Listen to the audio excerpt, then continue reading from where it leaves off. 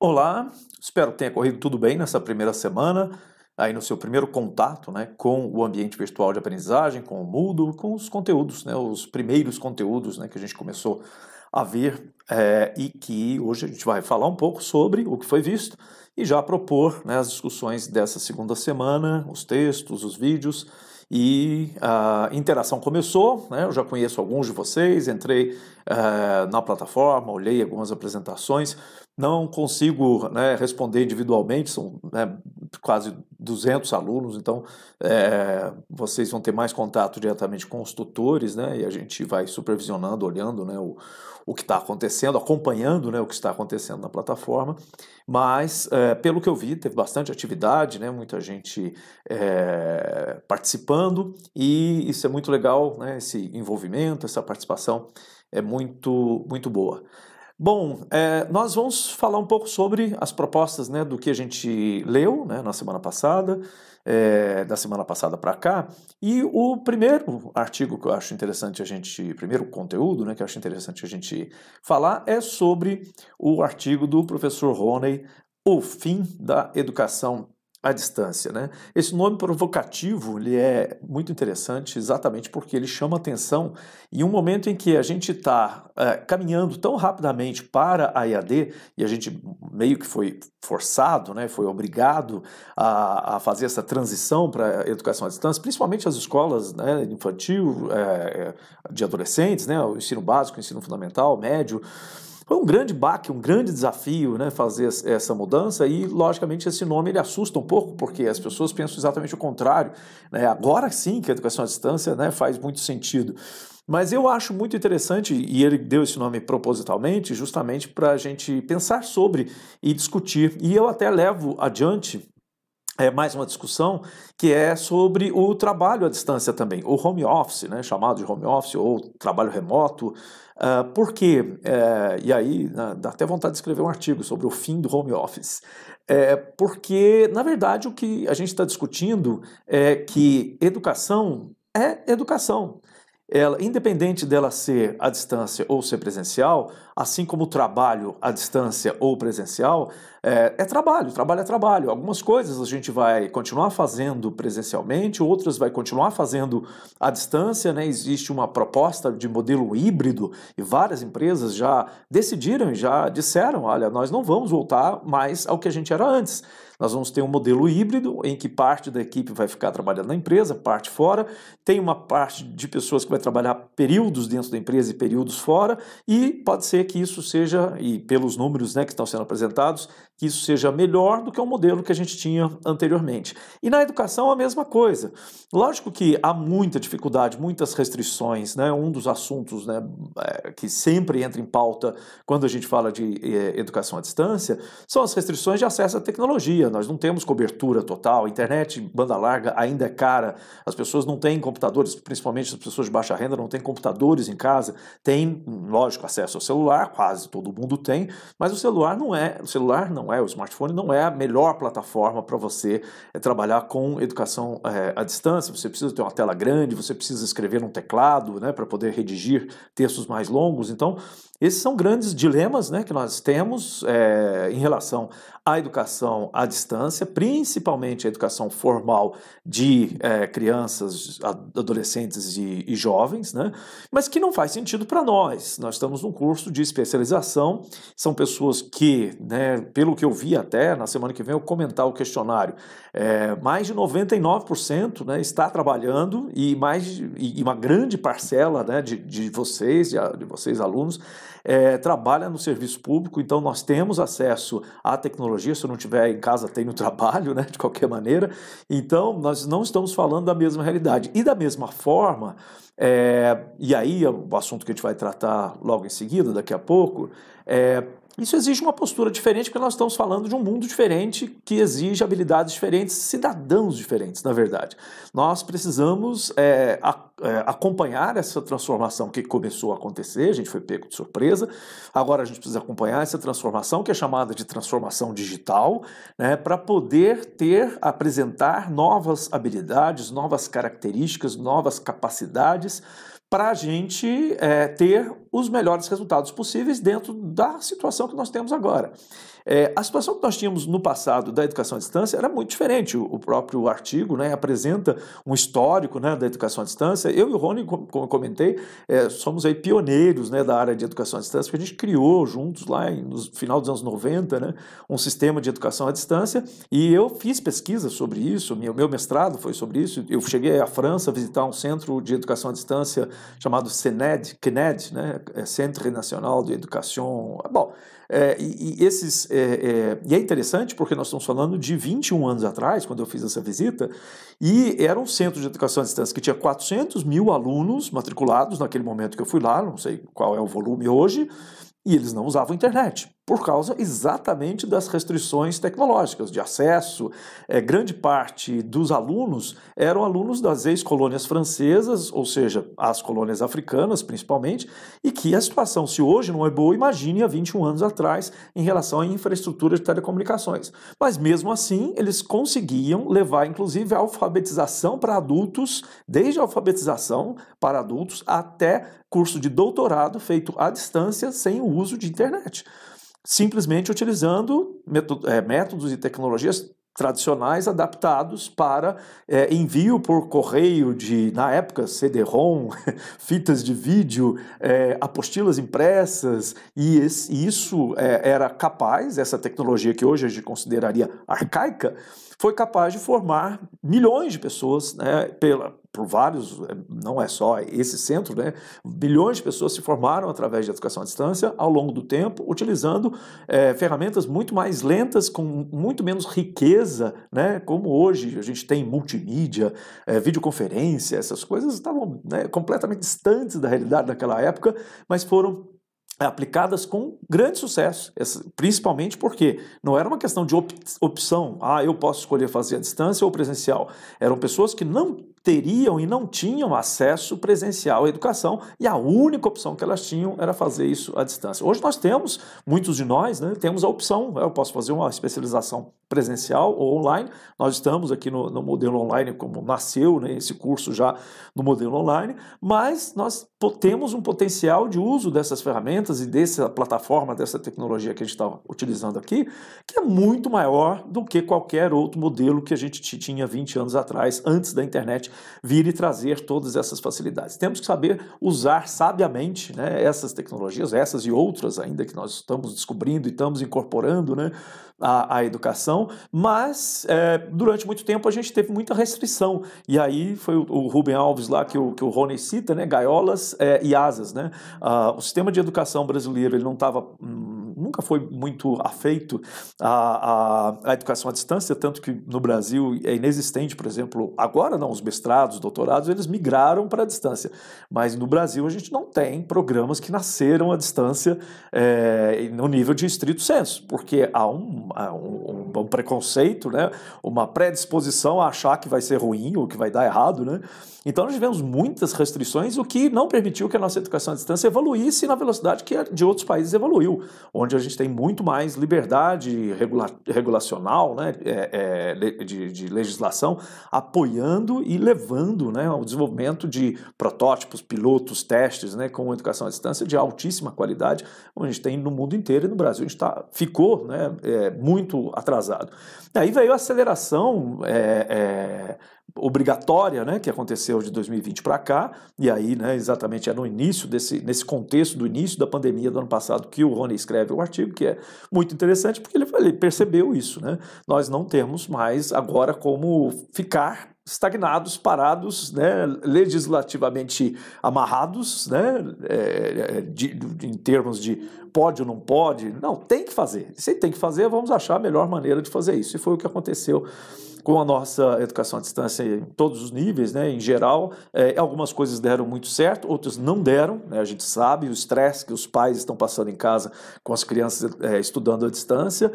Algumas escolas não estavam realmente preparadas de forma alguma e não conseguiram se preparar até agora, né, para a educação à distância. Então há os casos de sucesso e os casos de fracasso, a serem estudados para serem superados os problemas, e é uma provocação, né, que o Rony fez no vídeo essa disciplina no futuro, ela não faz sentido, porque todos nós já teremos passado por alguma experiência de educação à distância e você não vai precisar fazer uma introdução à educação à distância, porque você já sabe, né, já faz parte das suas habilidades naturais participar de um curso usando uma plataforma, né, virtual de aprendizagem. Então essa é a provocação interessante. E aí lembrando que eu, por exemplo, há 20 anos, 24, 25 anos atrás, quando uma das disciplinas que eu tinha mais aulas de ministrar era introdução à informática nas faculdades onde eu dava aula, porque eu era formado na área de computação e eu tinha que dar aula de introdução à informática para alunos que entravam na faculdade, né, com 18, 19 anos,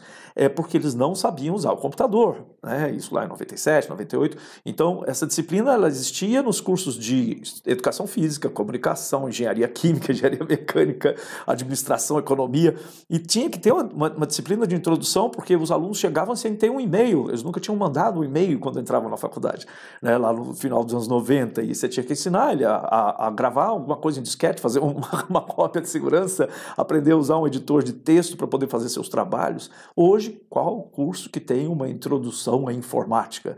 Ela simplesmente faz parte das nossas habilidades naturais. Já se pressupõe que as pessoas saibam usar um computador, que elas usem a internet, que elas saibam mandar e-mails. Aliás, o e-mail está também ficando meio defasado. Grande parte da nossa comunicação acontece de maneira muito mais dinâmica através de ferramentas como o WhatsApp, o Telegram e outras, né?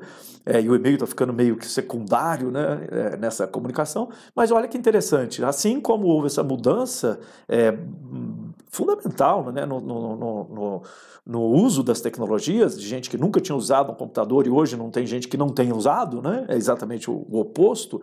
Da mesma forma, nós não teremos mais, daqui a alguns poucos anos, a necessidade de ter uma introdução à modalidade educação à distância, porque todos nós já teremos passado naturalmente por uma experiência como essa. Então, espero que tenham gostado do artigo, né? Eu acho muito interessante. E aí eu enviei também para a plataforma o primeiro capítulo de um livro do Daniel Mill, que é um especialista em educação à distância da Federal de São Carlos, e nesse livro ele fala sobre aprendizagem ativa e significativa, que é exatamente isso que a gente vai fazer aqui, né? E por quê? Né? Bom, primeiro porque nós estamos falando de educação de adultos, nós não estamos falando de alfabetização, né? Então nós temos todos nós, capacidades, habilidades que nós trazemos da nossa bagagem, trazemos conosco mesmos. Então nós precisamos agregar essa bagagem ao meu processo e nessa troca, colaboração entre você e os colegas, você levar o seu aprendizado para também colaborar com o aprendizado do outro. Então isso é uma aprendizagem ativa, porque nós temos que ter uma postura mais ativa. A diferença, né, de uma educação tradicional, que é passiva, onde você tem um professor que transmite conhecimento para um aluno, o pessoal chama de educação bancária, né, onde o professor deposita conhecimento no cérebro, né, do aluno, e depois na prova ele vai, né, ver se aquele conhecimento foi depositado direitinho lá. Isso é educação tradicional. No outro extremo, a gente tem a aprendizagem ativa, onde o próprio aluno ele é autônomo, ele é capaz, né, de tomar as decisões de aprendizado, ele quem decide as maneiras, os métodos, as formas, né, de aprendizado. Ele aprende colaborando ao invés de consumindo conteúdo, conhecimento. Ele colabora, constrói e apresenta, gera conhecimento novo a partir da bagagem que ele tem. Isso é a aprendizagem ativa. A aprendizagem significativa, que aí também, né, eu acho que a gente tem que pensar nisso e colocar isso como uma prática, né, no dia a dia, de você sempre que puder trazer a sua bagagem, o seu background, as coisas já têm significado para você. Então, quando você é exposto a algo novo, tente buscar a sua compilação de conhecimentos adquiridos ao longo do tempo e associar aquele conhecimento que você já tem, e aí pode ser conhecimento, habilidade, competência, com aquilo que você está vendo novo. E aí, a partir dessa combinação das coisas que você já significam, você já conhece, elas já têm uma relevância, uma importância para você, você associa com conhecimento novo, você tem muito mais chance de compreender melhor como é que as coisas são, por que são, como são, né? Porque você está entendendo o significado e não simplesmente consumindo informações que não têm significado para você ou para o seu grupo. Então isso é aprendizagem significativa, aprendizagem ativa, e tem as metodologias ativas, que são as ferramentas, né, que a gente usa para poder aplicar e ter esse processo, né, de aprendizagem ativa. E aí são várias as ferramentas que se usa hoje como metodologias ativas, mas todas elas têm a ver com grupo, com trabalhar em grupo, com criatividade, senso crítico, autonomia, né, que é lógico, a gente está falando de educação à distância, espera-se muito mais autonomia de você, né, de decidir. E aí a autonomia entra tem uma frase do Ronaldo Lemos, que ele é especialista na área de direito, foi um dos criadores do Marco Civil da internet em 2014, né, no Brasil. E ele tem uma frase que ele diz que teve contato com uma pessoa que recebeu o prêmio Nobel, e ele perguntou, eu não me lembro qual foi o laureado lá com o prêmio Nobel, mas ele perguntou, é possível ganhar um prêmio Nobel fazendo as coisas que outros te mandaram fazer? E falou que esse prêmio Nobel disse para ele, não, é impossível. Todo prêmio Nobel surgiu de uma iniciativa autônoma, muitas vezes seria até meio revolucionária, né? E às vezes até meio subversiva, né? Subversiva, ou seja, fazendo contra a vontade dos outros, fazendo contra a vontade de instâncias superiores que não queriam que você fizesse aquilo, e muitos desses, porque desacreditavam, né? E os prêmios Nobel normalmente são grandes invenções, grandes inovações, principalmente na área de ciências, né? E muitas vezes são coisas que ninguém acredita que vai funcionar, né? E aí você vai lá, você realiza, prova e tem um impacto. E aí ele fala, impossível, né? Se você está só cumprindo ordens, você não vai ter destaque dentro do seu trabalho, dentro da sua atividade, dentro da sua carreira, dentro da sua vida, e aí é preciso você fazer coisas de maneira ousada. E aí tem isso tudo, né, o trabalho de colaboração, pesquisa, a curiosidade, comunicar bem, né, trabalhar em equipe, a investigação, né, a curiosidade tem que estar o tempo todo, né, porquê das coisas, descobrir, né, as razões, a tomada de decisões, né? Tudo isso são elementos que fazem parte dessas metodologias ativas, e aí tem várias técnicas também, gamificação, né? Você tentar atribuir prêmios, né? Criar jogos, desafios, a aprendizagem baseada em projetos, tem um monte, né? E principalmente a aprendizagem em pares. Em pares não quer só duas pessoas, pares é com os seus pares, né? Com as pessoas que têm, e aí principalmente no curso de especialização isso é mais necessário ainda, é necessário e natural, porque são pessoas que, nesse caso, que têm trabalhos que são dentro do mesmo ramo de atividade, que têm características muito semelhantes, que têm desafios muito semelhantes, e esse aprendizado se dá entre quem está trabalhando, né, nessas mesmas áreas através dessa troca, né? Então é imprescindível que dentro de um curso, principalmente nesse curso e principalmente numa modalidade EAD, em que nos abre portas e que nos abre possibilidades de comunicação que, apesar de não serem presenciais, de não terem todo o contato físico, a visualização, né, o aperto de mão, mas você tem acesso virtual a pessoas que você não teria, né, se você estivesse fazendo um curso presencial por causa das nossas distâncias enormes, né? Nós estamos falando aqui de São Paulo e Minas Gerais, só Minas Gerais você tem áreas de Minas Gerais que você consegue, né, de leste a oeste, por exemplo, dirigir por 1.100 quilômetros em linha reta sem sair do estado de Minas Gerais.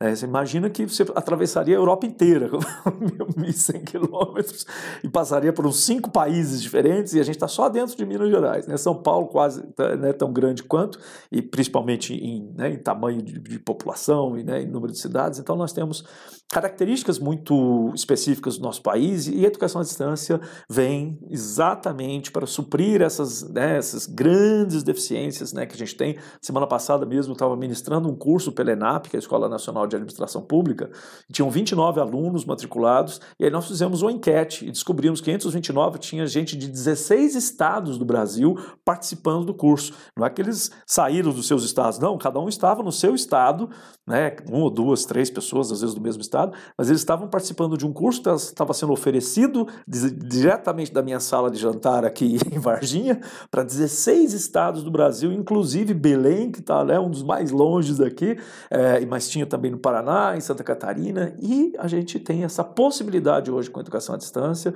de capacitar, de encontrar, de fazer troca de experiências. Imagina quantas realidades a gente tem na administração pública brasileira, né, em cidades no interior do Pará, comparado, né, com cidades ricas do interior, por exemplo, do estado de São Paulo.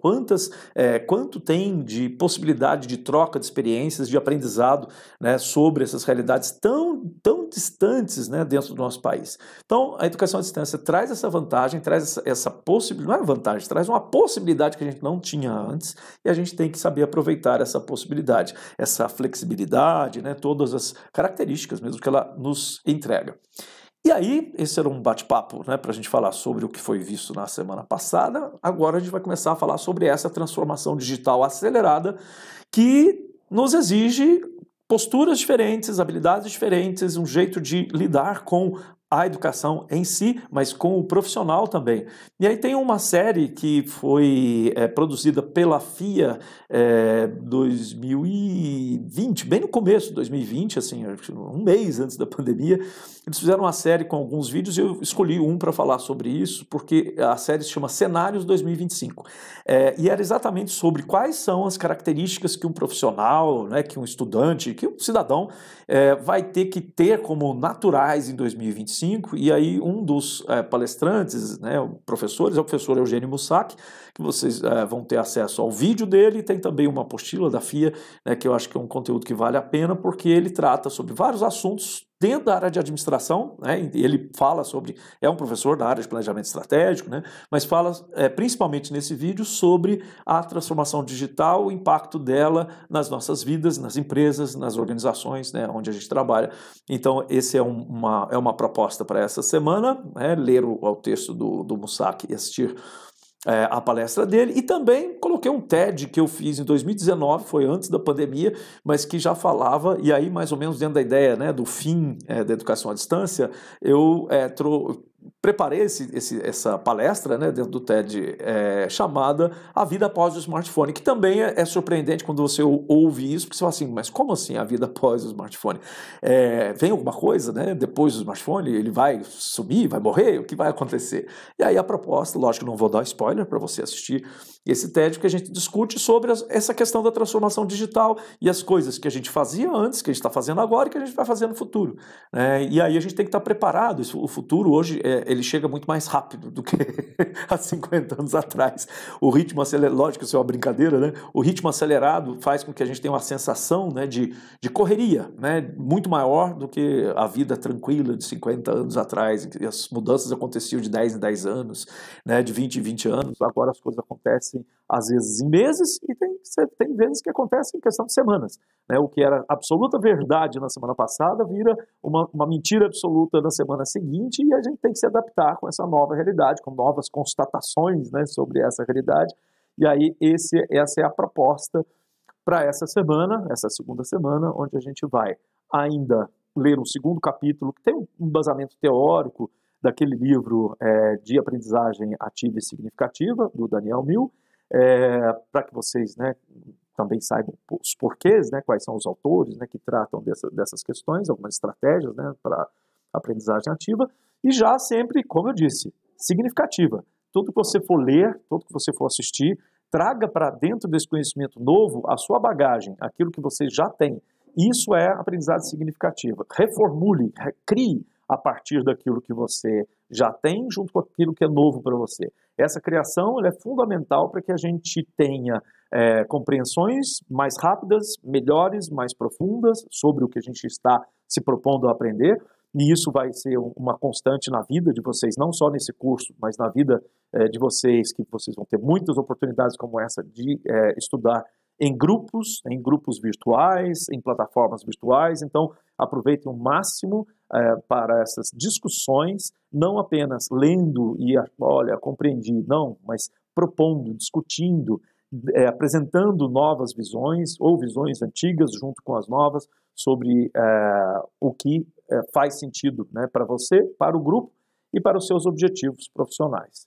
Então, como eu disse, semana que vem vamos falar sobre o resultado do questionário, né, que ainda não fechou, ele fecha só hoje à noite, e vamos também conhecer a nuvem de palavras, né, que vocês também preencheram, mas ainda não terminou, ainda tem tempo. Eu vi que nem todos foram lá e contribuíram, né, para a nossa nuvem de palavras. Então, como eu estou gravando isso antes, né, de fechar a nossa semana, eu só quando estiver fechado, no começo da semana que vem, que eu vou trazer essas informações. E é isso. Espero que vocês tenham uma boa semana e que a gente se encontre, né, com saúde, tudo bem, na próxima semana, com a nossa terceira, né?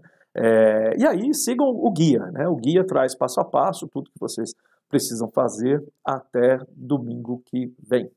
Tá joia? Boa semana e até lá.